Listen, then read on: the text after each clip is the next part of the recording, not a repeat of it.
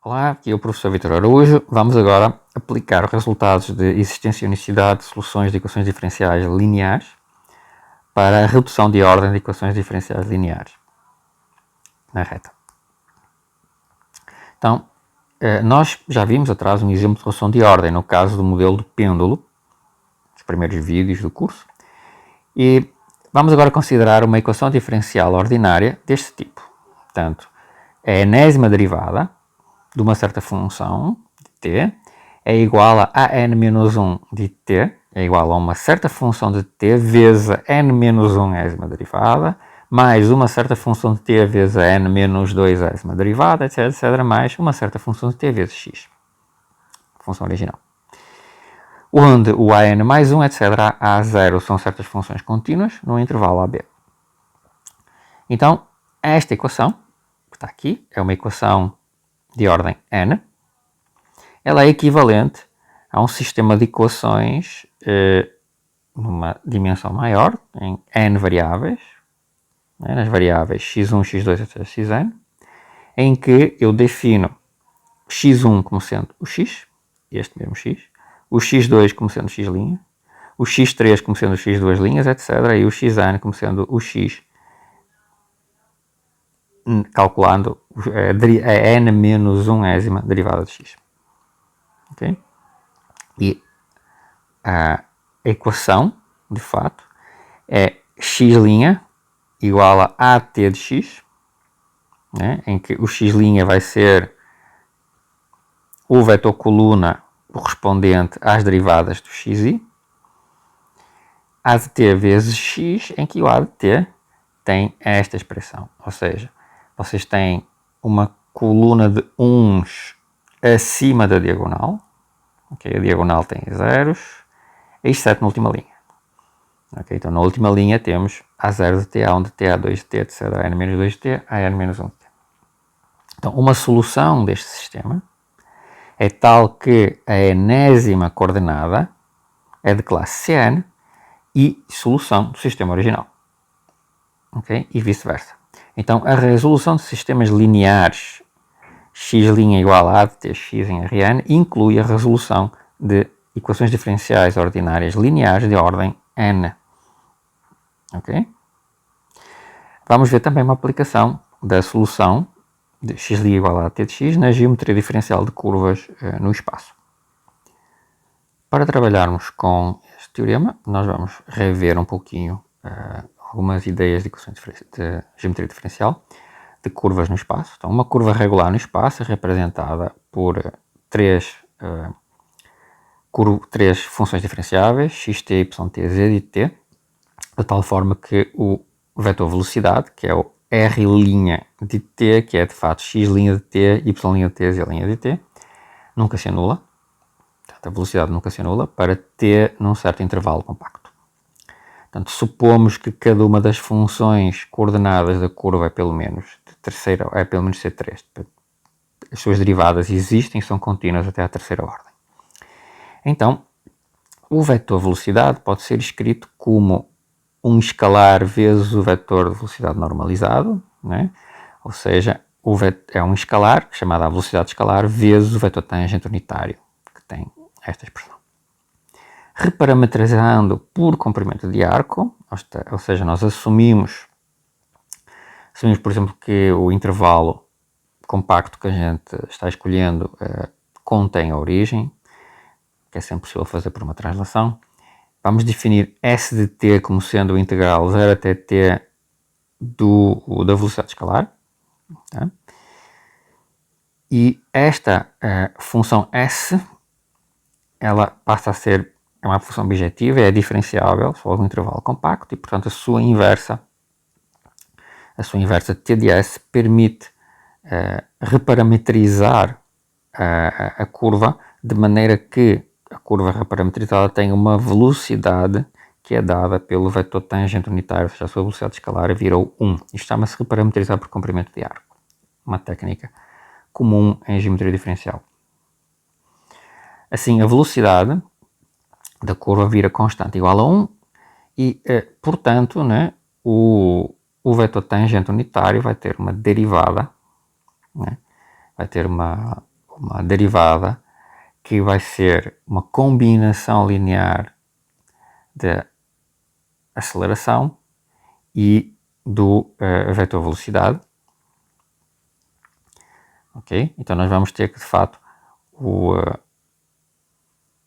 a aceleração, né, vai ser a derivada do vetor tangente unitário, vai ser perpendicular ao próprio vetor tangente unitário, por causa desta relação, por causa que a derivada é zero. Né? E a derivada do produto interno do vetor tangente unitário por si mesmo. E a curvatura, que vai ser, né, a norma deste vetor aqui, a curvatura, que é a variação do vetor tangente unitário em relação ao comprimento de arco. A curvatura permite-nos escrever que a derivada do vetor tangente unitário em relação ao comprimento de arco é uma certa constante, chamada a curvatura, vezes o n, que é o vetor normal unitário, que é o versor, né, da aceleração obtida como derivada do vetor tangente unitário em relação ao comprimento de arco. Então, isso é muito importante. Em geral, se o tempo não for dado pelo comprimento de arco, se eu não tiver a parametrização, a expressão é um pouco mais complexa. Definimos agora que nós temos o vetor tangente unitário, temos o vetor normal unitário, definido deste jeito, né, como a derivada, como o vetor normal, perdão, o vetor unitário, obtido normalizando a derivada do vetor tangente unitário em relação ao comprimento de arco. Nós podemos agora definir com o vetor tangente unitário e o vetor normal unitário, pelo produto vetorial dos dois, podemos definir o vetor denotado por B, chamado vetor binormal unitário. Okay? E obtemos que a derivada deste vetor binormal unitário, usando as regras usuais do cálculo vetorial, vai ser uma expressão que é ortogonal ao vetor tangente unitário e à derivada do vetor normal unitário em relação ao comprimento de arco. Okay?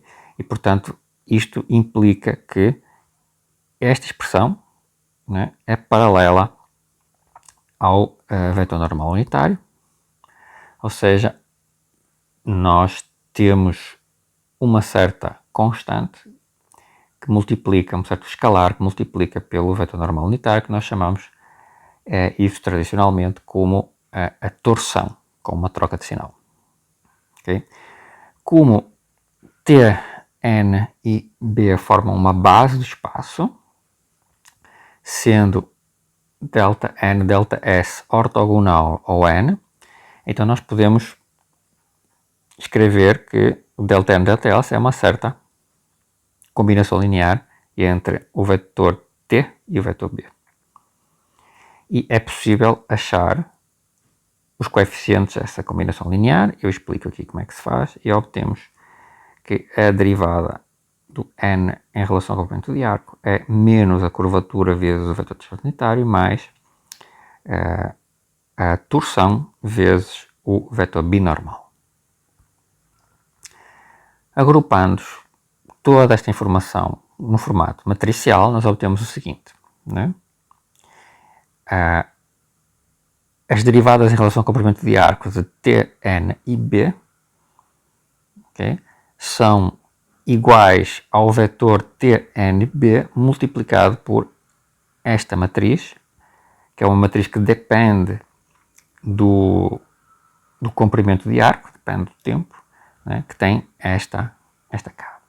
Ou seja, x' igual a AS de x, né, em que o x são estes vetores aqui, TNB.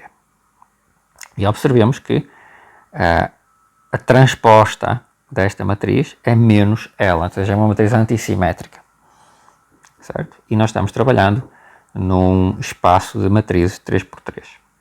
Então, daqui, usando o teorema de existência e unicidade de soluções para equações diferenciais ordinárias não autónomas, nós tiramos o seguinte teorema, que é o teorema fundamental da teoria das curvas. Dadas as funções contínuas k e tau, a curvatura e a torção, existe uma única curva cuja curvatura e torção são dadas exatamente para estas funções, a menos de movimentos rígidos no espaço. Para provarmos o teorema fundamental da teoria das curvas, nós vamos considerar a curva solução do sistema x' igual a t de x, com a de t dada pelo tríedro de Frenet, definida já agora mesmo, usando a curvatura e a torção, né, dadas. Consideramos a nova família C de t, que é a φ de t transposta vezes a φ de t. Então acontece o seguinte, acontece que a derivada desta função do tempo, esta matriz em relação ao tempo, é zero. Nós usamos aqui que a transposta da matriz A é menos ela mesma, portanto ela é antissimétrica, ok?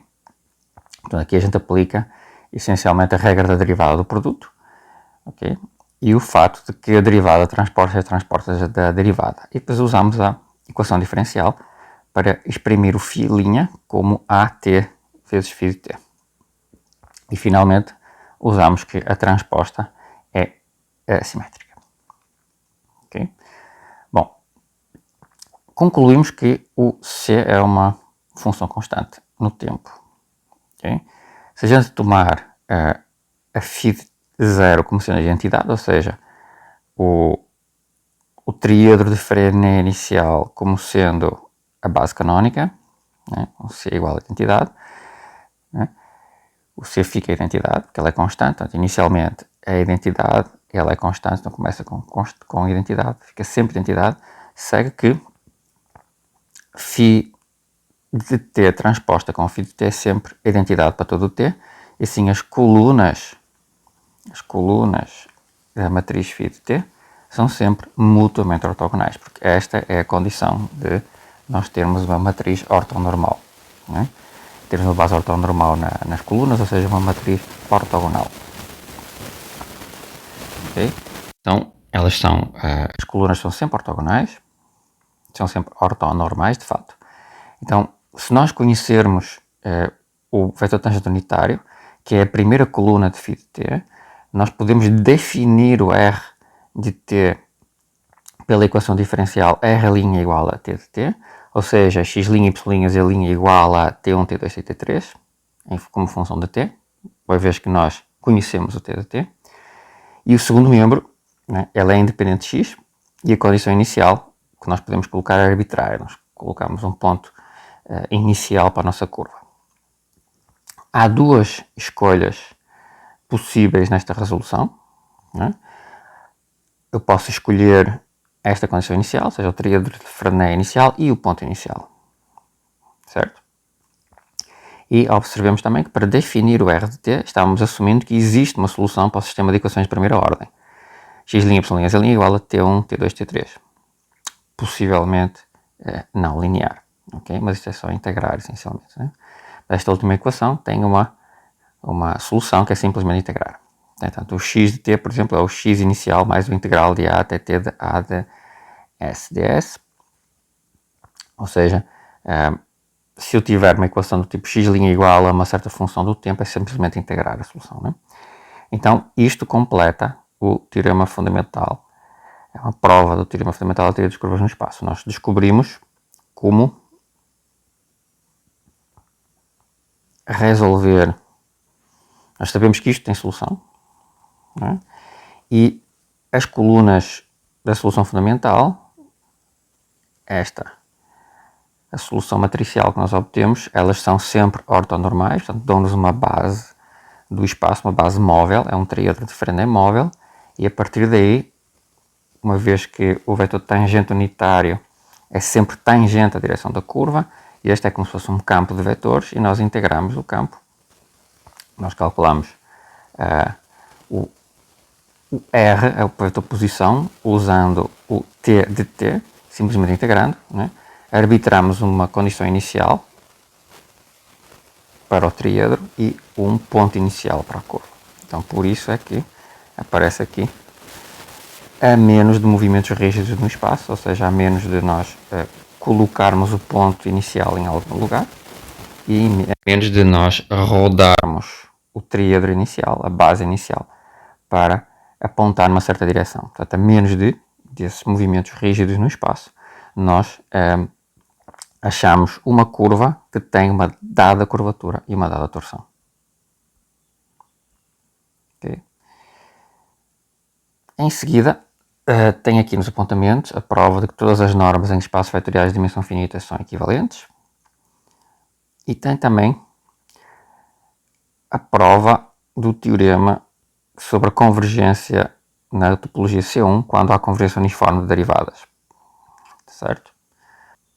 Ambos estes resultados são resultados que vocês podem ler e estudar como um complemento. Eles são resultados de análise. Em seguida, falaremos de propriedades das soluções de equações diferenciais lineares.